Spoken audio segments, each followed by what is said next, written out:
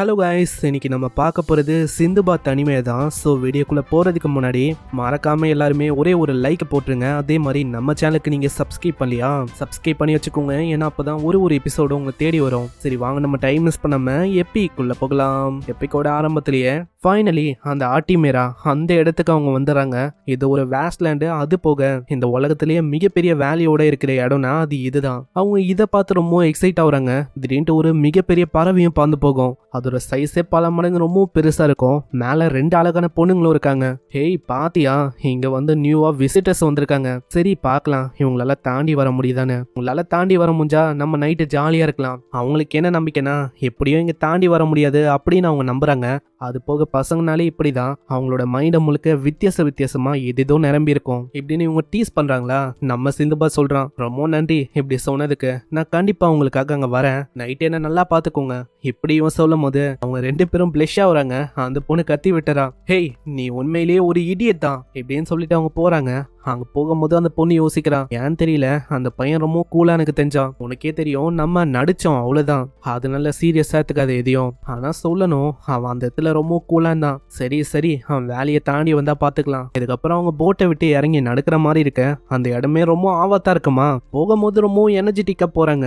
ஆனா கொஞ்ச நேரத்திலேயே அவங்களோட காத்தெல்லாம் அங்க இறங்கி போயிடுது. முக்கியமா நம்ம சிந்துபாத் தான். நம்ம சிந்துபாத்துக்கா அங்க எப்படி முன்னேறி போகணும் அப்படின்னு சுத்தமா ஐடியாவே இல்ல.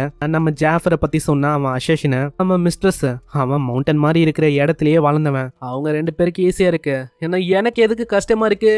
ஏன்னா நீ என்ன கம்பேர் பண்ணா ரொம்ப ஸ்ட்ராங்கு, கண்டிப்பா என்ன உன்னால தூக்க முடியும்ல. ஆனா ஹீனாவோட நிலைமையை பார்க்கும் போது ஆளு இன்னமும் சோர்ந்து போயிடுறான். ஹீனாக்கும் ரொம்ப களைப்பா இருக்கு. ஆனா அப்படி இருந்தாலும் அவன் பண்றான். ஏன்னா எனக்குன்னு ஒரு ஒய்ஃப் இருக்காங்க, முக்கியமா பையனும் இருக்கான். அதனால நான் வந்து சோர்ந்து போகக்கூடாது, என்னோட ஃபேமிலிக்காக நான் இதை பண்ணணும் இப்படின்னு நம்ம ஹீனா ரொம்ப டெஸ்பரேட்டாக போறான். ஆனா பாவம் நம்ம ஹீரோவால அப்படி பண்ண முடியல. அப்புறம் தான் அவனுக்கு ஐடியாவே வருது, அவன் கிட்ட தான் ஜின்னோட பவர்ஸ் இருக்குல்ல, இந்த ஃபார்மை யூஸ் பண்ணி ஆளால பறக்க முடியும். ஸோ பறந்து போலான்னு பாக்குறான். ஆனா அதுக்குள்ள ஜாஃபர் பயங்கரமா தாக்கிறான். ஆமா நீ என்ன யோசிச்சுன்னு இருக்க, நம்ம ஆல்ரெடி ஆட்டிமேயர்ல இருக்கோம். இந்த இடத்துல நீ இந்த மாதிரி பந்து போனா அவ்வளவுதான். ஆல்ரெடி நம்ம போற நாட்டுல ஏகப்பட்ட பிரச்சனை வருது. இந்த மாதிரி ஃபார்ம்ல உன்னை பார்த்துட்டா அவ்வளவுதான், நம்மள இன்னமும் மோசமா கவனிப்பாங்க. அதே மாதிரி நீ ஒண்டிதான் இந்த இடத்துல டயர்டா இருக்க அப்படின்னு யோசிக்காத, எல்லாருமே டயர்டா இருக்காங்க. ஆனா அப்பயும் சிந்துபாத் முகத்தை ஒரு மாறி வச்சுப்பான். அங்க பயங்கரமா சண்டை போகுது. இதுக்கப்புறம் அவங்களோட பயணம் ரொம்ப கஷ்டமா தான் போகுது. அந்த இடத்துல ஃபன்னாவும் சில டைம் காப்பாத்துற மாதிரியும் இந்த சிட்டிக்கு எப்படியும் வந்து சேர்றாங்க. அந்த இடமே அவ்வளவு அவசரமா இருக்கு. குகையை அவங்க வீடா மாத்திருக்காங்க. ரொம்ப எல்லா இடமும் சூப்பரா இருக்கு. இடத்துல பேர்ட்ஸ் கம்யூனிகேஷனுக்கும் டிராவலுக்கும் பயன்படுத்துறாங்க. ஈவன் ஒரு சின்ன பொண்ணு கூட அந்த விஷயத்த பண்றா. ஆனா அப்புறம் தான் அவங்களுக்கு ரியலைஸ் ஆகுது, அவங்க மேல பயங்கரமா நாத்து அடிக்குது. இதனால அங்க இருக்கிற லேடிஸ் கிட்ட அவங்க கேக்குறாங்க, ஏதாச்சும் ஒரு இடம் இருக்குமா கிளீன் பண்றதுக்குன்னு. ஆனா இங்க விசிட்டர்ஸே வர மாட்டாங்க. ஏன்னா வந்தாலும் எவ்வளவு தூரம்லாம் வர வாய்ப்பே இல்ல. அதனாலயே அந்த மாதிரி இடம்லாம் இங்க இல்ல. எங்க மேல ஒரே நாத்தமா இருக்கு, குளிக்கிறதுக்கு வேற எந்த இடமும் இல்லையா. அதுக்கு அவங்க ரிவர் ஏரியாக்கு போக சொல்றாங்க. வேற வழி இல்லாம அங்கதான் போற மாதிரி இருக்கு. ஒரு சைடு மிஸ்ட்ரஸ் நம்ம ஹீரோக்கெல்லாம் ரொம்ப ஆர்வமா இருக்கு. ஏன்னா எந்த இடத்த பார்த்தாலும் பொண்ணுங்களா இருக்காங்க. இப்படி இருக்கும் போது நிறைய பேர் அவங்களால ஆப்வியஸா பார்க்க முடியும். இதே மாதிரி அவங்க போறாங்க. ஜாஃபர் தெரியாதனமா ஒரு பர்சனை இடிக்கிறான். என்ன மன்னிச்சிடுங்க, நான் தெரியாதனமா இடிச்சிட்டேன். இல்ல தம்பி, உன்னோட ஃபால்ட் இல்ல, அது ஏன் ஃபால்ட். அட இந்த லேடி உண்மையிலேயே டஃப்பான லேடியா இருக்காங்கப்பா. அதுக்கப்புறம் அந்த கிங்டமோட மேஜஸ்டி, அதாவது குயின், அவங்கள அவங்க மீட் பண்றாங்க. அந்த இடத்துக்கு வரும்போது அவங்க சொல்லி தான் அனுப்புறாங்க, நீங்க கொஞ்சம் ஜாக்கிரதையா பேசுங்க இப்படின்னு சொல்லி தான் அங்க இருக்கிறவங்க அனுப்புறாங்க. அங்க போனவுடனே அவங்க வந்து ரொம்ப மரியாதையா அவங்கள பத்தி இன்ட்ரடியூஸ் பண்றாங்க. நாங்க ரைம் கண்ட்ரில இருந்து வந்திருக்கோம், ட்ரேடிங் கம்பெனியை நாங்க வச்சிருக்கோம், முக்கியமா எங்களோட பிசினஸ் இங்க எஸ்டாப்ளிஷ் பண்ணோம் அப்படின்னு வந்திருக்கோம். உங்க கூட நல்ல ரிலேஷன்ஷிப்பையும் மெயின்டைன் பண்ணோம் தான். அந்த இடத்துல எந்த விதமான பதிலும் வராது. ஜாஃபர் கேக்குறான், ஆமா என்ன ஆச்சு மேஜஸ்டி, எங்களால ஏதாச்சும் தப்பாயிச்சா, உங்களோட மனசு புண்படுற மாதிரி நாங்க ஏதாச்சும் பேசிட்டோமா. அப்படி இருந்தா மேஜஸ்டி நீங்க தாராளமா சொல்லலாம். ஆனா இப்பயும் அவங்க பேசல. அங்க திடீர்னு இதுக்கு முன்னாடி பார்த்தா அதே லேடி வரா. அவ திடீர்னு வந்துட்டு முன்னாடி இருக்க அந்த பொம்மையை தூக்கி போடுறா. அதாவது இவங்க எவ்வளவு நேரமா பேசுனது பொம்மை தான். ஸ்டார்டிங்ல ஒரு லேடி வெல்கம் பண்ணாங்களே, அவங்க தான் உண்மையிலேயே குயின். நான் தான் இந்த கண்ட்ரிக்கு எம்ப்ரஸ், என்னோட பேரு மீரா. ஆனா நான் சுத்தமா எதிர்பார்க்கல இங்க ஃப்ரெண்ட்ஸ் வருவாங்கன்னு. அவங்கள பார்த்தாலே எங்களுக்கு பிடிக்காது.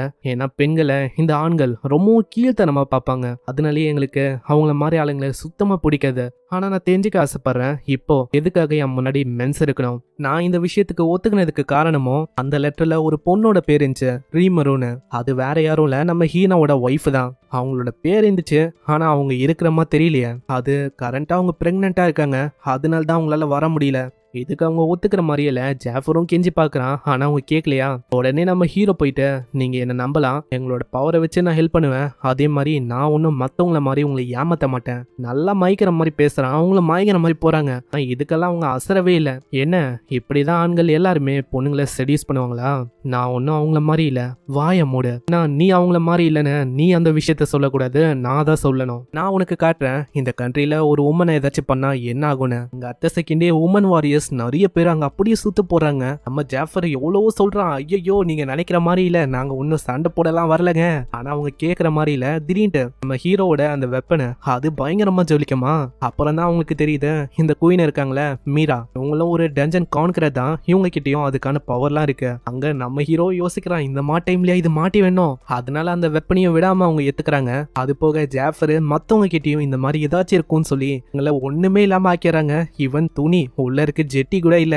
அந்த மாதிரி நிலைமையில வேலி ஆஃப் டெத் அப்படின்னு ஒரு இடத்துல அவங்க நிக்க வைக்கிறாங்க. இது வரைக்கும் இங்கல இருந்து விழுந்த ஒரு பர்சனும் உயிரோட இருந்ததில்ல. இப்போ நீங்களும் அதே மாதிரி தான் உயிரோட இருக்க வாய்ப்பே இல்ல. மிஸ்ட்ரஸ் இதை கேட்கும் போது ரொம்ப பயந்து போயிடறான். ஐயோ என்ன ஆக போகுதுன்னு இந்த பொண்ணு பக்கத்துல வந்து சொல்றான், ஏய் நீ வந்து கவலைப்படாத, அப்படி உயிரோட வந்தனா நம்ம ஃபன் பண்ணலாம் ஒன்னா. காலு மயங்கும் போது அப்படியே தள்ளி விட்டுறா. இந்த இடத்துல இதே மாதிரி தான் அங்க எல்லாருமே கீழே விடுறாங்க. இன்னொரு சைடு நம்ம ஹீனோ அங்க மாட்டிக்கிறான். ஹேய் நீ மூக்குல இருந்து வந்திருக்க தானே, கேள்விப்பட்டிருக்கேன் அங்க இருக்கிற ஆளுங்களோட மசில்ஸ் அவங்களோட ஸ்கின் எல்லாமே ரொம்ப டிஃப்ரெண்ட், ரொம்ப வலிமையா இருக்கும்னு. அதனால உன்னை வச்சுதான் ஏகப்பட்ட வேலையை நான் பண்ணணும். அங்க இதுக்காக பொண்ணுங்களும் ரொம்ப ஆர்வமா இருக்காங்க.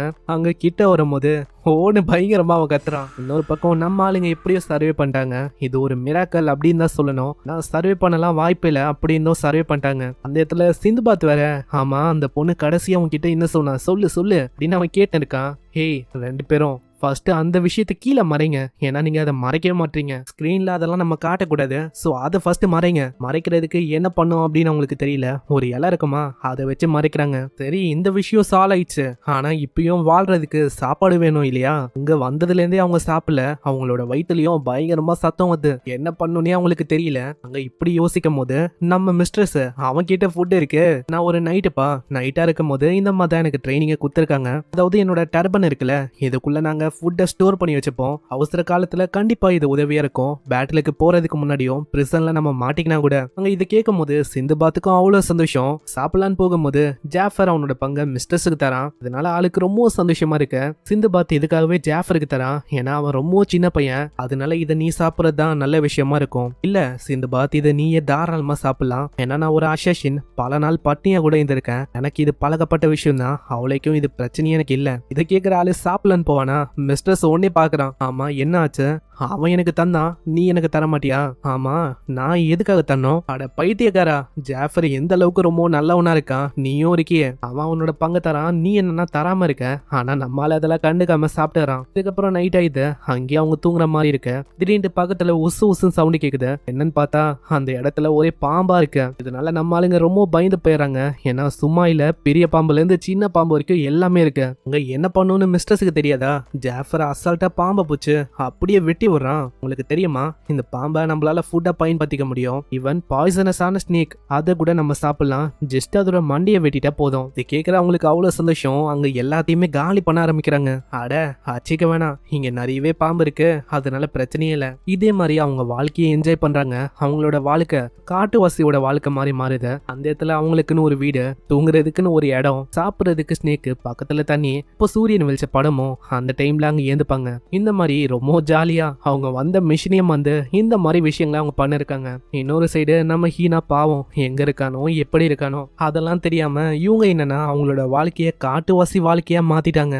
எங்கே இந்த எபிசோடும் முடியுது. இந்த எபிசோடு உங்களுக்கு பிடிச்சிருக்கும் அப்படின்னு நினைக்கிறேன். இதுக்கப்புறம் வர்றதுதான் கடைசி எபிசோடு, அதாவது 12 and 13. அது ரெண்டுத்தையுமே இந்த வீடியோ பாக்குறீங்கன்னா இப்போதைக்கு கண்டிப்பா அப்லோட் ஆயிருக்கும். ஸோ மறக்காம அதையும் செக் பண்ணுங்க.